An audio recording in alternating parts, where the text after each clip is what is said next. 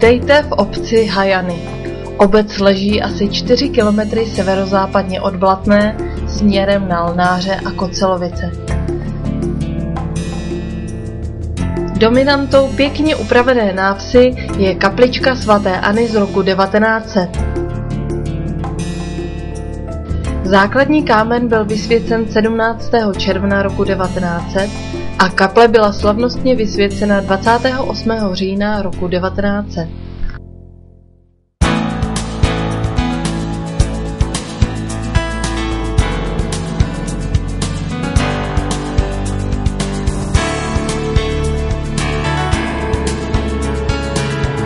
Přímo středem obce vede jedna z blatenských cyklotras.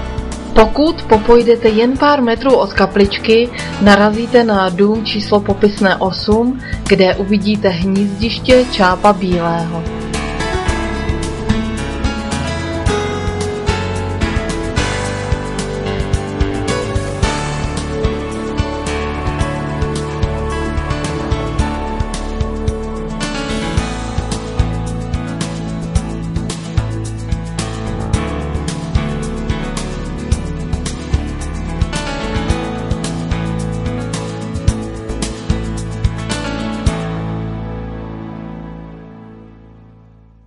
Jméno obce, jak se píše v hajanské kronice, je odvozeno z okolností přírodních, a to od blízkého háje. Jen pro zajímavost, názvem háj byl u našich slovanských předků označován dubový, lipový nebo březový lesík, kde se uctívaly stromy a studánky.